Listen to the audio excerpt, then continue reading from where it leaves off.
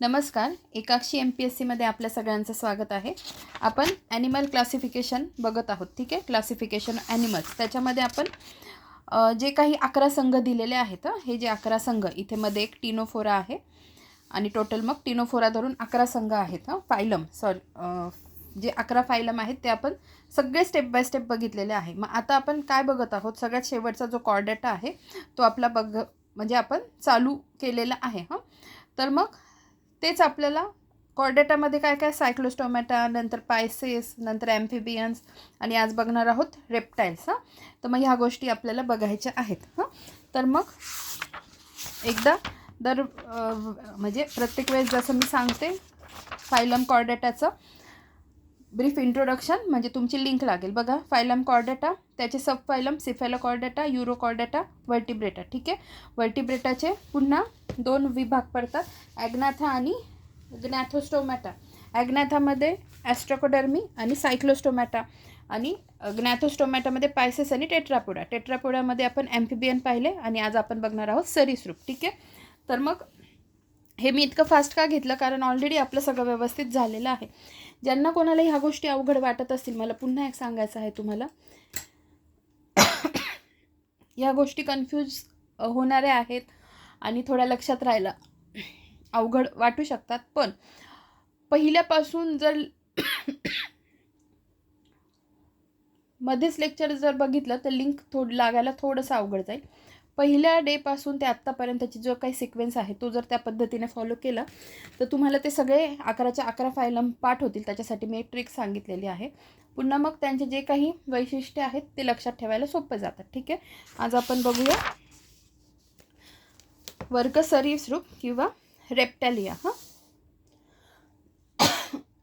आता मला तुम्हाला एक सांगायचं आहे की याची जी प्लेलिस्टची लिंक आहे ॲनिमल क्लासिफिकेशनची आणि प्लांट क्लासिफिकेशनची, मी या व्हिडिओच्या खाली देते.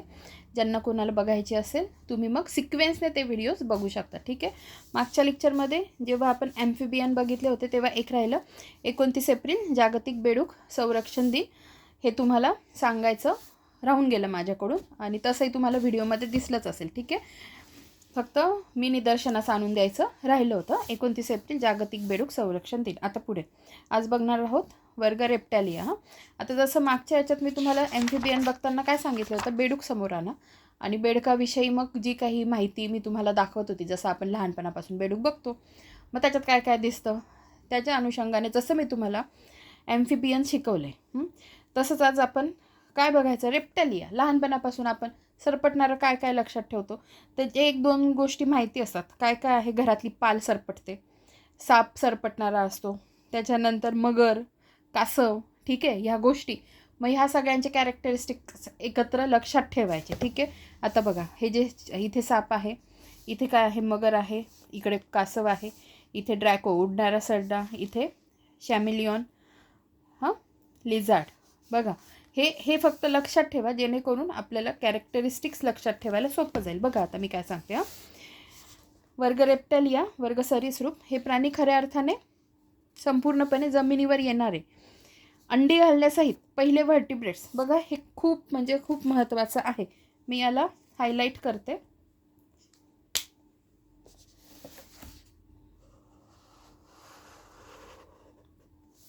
आणि असं का म्हटलंय ते पण तुम्हाला माहिती असेल ज्यांनी आधीचा व्हिडिओ बघितलेला असेल. बघा, हे प्राणी खऱ्या अर्थाने संपूर्णपणे जमिनीवर येणारे अंडी घालण्यासहित पहिले व्हर्टिब्रेट्स. आणि आपण याच्या आधी ॲम्फिबियन पाहिले होते, जे उभयचर आपण त्यांना म्हणतो, जे पाण्यातही राहतात जमिनीवरही राहतात. पण त्यांचं काय होतं, ते पाण्यात आणि जमिनीवर दोन्हीकडे राहू शकतात, परंतु पिल्लांना जन्म ते पाण्यातच देऊ शकतात असं आपण बघितलं होतं. कारण यांची अंडी ही नाजूक असतात, जमिनीवर येताच ती नष्ट होतात असं मी तुम्हाला कालच सांगितलं होतं. पण यांचं वैशिष्ट्य काय आहे, मग अंडी घालण्यासहित ते जमिनीवर येणारे आहेत. मग म्हणून हे स्टेटमेंट खूप महत्त्वाचं आहे. हे प्राणी खऱ्या अर्थाने संपूर्णपणे जमिनीवर येणारे अंडी घालण्यासहित पहिले वर्टिब्रेट्स आहेत.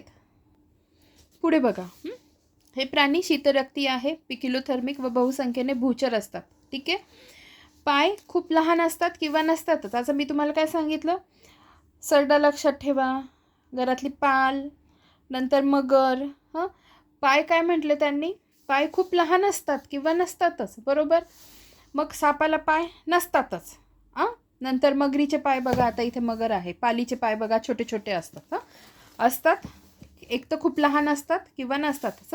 त्याच्यानंतर त्वचा कोरडी खवलेयुक्त खडबडीत असते, ठीक आहे. नखे असतात. शरीर काय, डोके, मान, धड व शेपूट असे विभागले आहेत. एकलिंगी अंडज प्राणी असतात व फलन शरीराअंतर्गत होते, ठीक आहे. श्वसन केवळ फुफ्फुसांद्वारे, केवळ फुफ्फुसांद्वारे, हे नीट लक्षात ठेवा.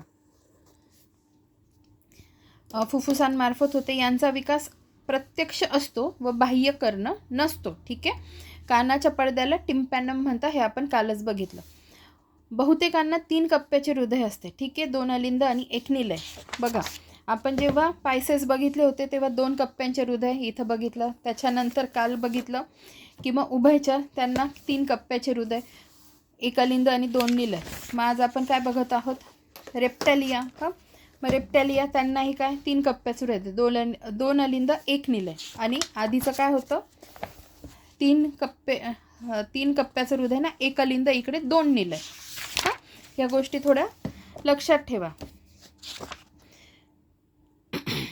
1 अलिंद आणि 2 निलय. आता इथे काय म्हणताय, 2 अलिंद आणि 1 निलय. आता हे काय असतं, हे जेव्हा आपण हार्ट शिकू त्याच्यात तुम्हाला कळेल. आता जास्त तुम्ही लोड घेऊ नका, परंतु मगरीला 4 कप्प्यांचं हृदय असतं, हे नीट लक्षात ठेवा. याच्यावर खूप वेळा प्रश्न आलेला आहे, ठीक आहे. आपण काय बघतोय, रेप्टाइल्स. रेप्टाइल्समध्ये 3 कप्प्याचं हृदय असतं, पण मगरीला किती असतं, 4 कप्प्यांचं हृदय असतं, ठीक आहे. उदाहरणार्थ कासव, पाल, सरडा, मगर, शॅमेलियन सरडा, उडणारा सरडा म्हणजे ड्रॅको, नंतर शेलॉन, टर्टल, नंतर टेस्टोडो म्हणजे टॉर्टॉईज, नंतर पाय नसणारे बघा, धामण, अजगर, साप, नाग. धामण, अजगर, साप, नाग, ठीक आहे, पाय नसणारे. नंतर यांच्या कवटीनुसार छासाखालील 4 गट पडतात बघा, ॲनॅप्सिडा, पॅरॅप्सिडा, सिनॅप्सिडा आणि डायॉप्सिडा. आणि याच्यापैकी पहिले 3 गट आहे हे जवळजवळ लुप्त झालेले आहेत. डायोप्सिडाचे विभाजन पुढील 3 गटात मग त्यांनी सांगितलेलं आहे. बघा काय काय, रिंकोसिफेलिया, क्रोकोडिलिया आणि स्कॅमॅटा. बघा, रिंकोसिफेलिया हा न्यूझीलंडचा जिवंत जीवाश्म. बघा, नीट लक्षात ठेवा. रिंकोसिफेलिया हा न्यूझीलंडचा जिवंत जीवाश्म असून याचा 3रा डोळा कार्यरत असतो, उदाहरणार्थ तुतारा. क्रोकोडिलिया 4 कप्प्यांचे हृदय, स्नायूयुक्त पटल, सस्तन प्राण्यांसारखे दात.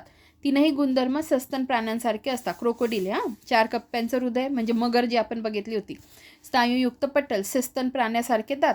3ही गुणधर्म सस्तन प्राण्यासारखे, उदाहरणार्थ क्रोकोडाईल, ॲलिगेटर, गॅव्हियालिस मगरीचे प्रकार येथे, ठीक आहे. नंतर स्कॅमॅटा काय, तर यांचे 2 उपगणात विभाजन होते. तर स्कॅमेटाचे बघा, एक होतं लिझार्ड आणि एक होतं साप. लिझार्ड, लॅसर्टिलिया. याच्यात उदाहरणार्थ वॉल लिझार्ड, वॉल लिझार्ड म्हणजे काय, पाल. हेमी डक्टायलस, पाल. उडणारा सरडा ड्रॅको. नंतर ऑफिओसॉरस, यालाच ग्लास स्नेक असे म्हणतात, याला पाय नसतात. आणि शॅमेलियन सरडा कॅलोटस गार्डन लिझार्ड, ठीक आहे. पुढे बघा, उपगण दुसरा कोणता, साप म्हणजे ऑफिडिया. हे कशाचे आहेत, स्कॅमेटाचे आहेत. स्कॅमेटा कशाचा प्रकार आहे, म्हणजे कशाचा एक भाग आहे, रेप्टॅलियाचा. हे नीट लक्षात ठेवा. उपगण दुसरा कोणता, साप, ऑफिडिया. त्याच्यात विषारी साप आणि बिनविषारी साप. विषारी सापमध्ये बघा, नाग न्यूरोटॉक्झिक असतो, वायपर हिमोटॉक्झिक, पिल्लांना जन्म देतो. आणि हायड्रोफिस म्हणजे सी स्नेक, क्रेट, बँगॅरस. नंतर बिनविषारी साप, अजगर, python, natrix, pond snake, ptyas, rat snake, धामण. आणि एंडोटायफ्लॉक्स ऑब्लिक वाळा सर्प, ब्लाइंड स्नेक, ठीक आहे. जेवढं लक्षात राहील थोडंफार तेवढं लक्षात ठेवण्याचा प्रयत्न करा. बघा काय कसं गेलो आहे आपण, रेप्टॅलिया काय बघतो आहोत, ते सगळी क्रोनॉलॉजी नीट लक्षात राहिली पाहिजे. बघा, ॲनिमल क्लासिफिकेशन बघतोय, त्याच्यामध्ये जे फायलम बघितले 11, त्याच्यातला कॉर्डेटा बघितला. मग कॉर्डेटाचं जे सब फायलम आहे, सिफॅलोकॉर्डेटा, युरोकॉर्डेटा, व्हर्टिब्रेटा. मग व्हर्टिब्रेटाचे 2 पुन्हा उपविभाग झाले, ॲग्नॅथा, ग्नॅथोस्टोमॅटा. मग त्याचे पुन्हा 2 प्रकार, पायसेस आणि टेट्रापोडा. टेट्रापोडाचे जे प्रकार आहेत त्याच्यातला रेप्टाईल्स बघत आहोत. हां, रेप्टाईल्स मग स्टार्ट केलं बघायला. मग रेप्टाईल्सचे पुन्हा 3 गट पडतात. रेप्टालियाचे कवटीनुसार 4 गट पडतात, ॲनॅप्सिडा, पॅराप्सिडा, सिनॅप्सिडा, डायप्सिडा. मग हे 3 लुप्त झालेत. मग डायप्सिडाचे पुन्हा 3 भाग पडतात, रिंकोसेफॅलिया, क्रोकोडिलिया आणि मग स्कॅमॅटा. आणि स्कॅमॅटामध्ये लिझार्ड आणि साप असे 2 प्रकार पडतात. आणि मग त्याच्यात विषारी आणि बिनविषारी. ठीक आहे, पुढे बघा. ह्या 3 टर्म लक्षात ठेवा. सर्पांच्या अभ्यासाला हर्पेटॉलॉजी म्हणतात, लिझार्डच्या अभ्यासाला सोरालॉजी म्हणतात, सोरालॉजी. ठीक आहे, आणि सापांच्या अभ्यासाला ऑफिडोलॉजी किंवा सर्पेटॉलॉजी म्हणतात. सोपं आहे बघा. सरीप सर्पांच्या अभ्यासाला काय म्हणतात? हर्पेटॉलॉजी. हां, लिझार्डच्या अभ्यासाला सोरालॉजी आणि सापांच्या अभ्यासाला ऑफिडोलॉजी किंवा सर्पेटॉलॉजी. ठीक आहे, स्पेसिफिक साप म्हटलं तर ऑफिडोलॉजी किंवा सर्पेटॉलॉजी, पण सरीसृप जे आहेत त्यांच्या अभ्यासाला हर्पेटॉलॉजी आणि जे लिझार्ड असते त्याला म्हणतात सोरोलॉजी. थोडं म्हणजे काय त्याच्यात फरक आहे हे नीट लक्षात ठेवून नीट बघत जा. आता याच्यात आपलं आता पुढे राहिले क्लास एव्ज. हां, एव्ज म्हणजे पक्षीवर्ग, आणि नंतर मॅमेलिया थोडा मोठा आहे. मग त्याच्यानंतर आपला क्लासिफिकेशन ऑफ ॲनिमल्स संपून जाईल. धन्यवाद.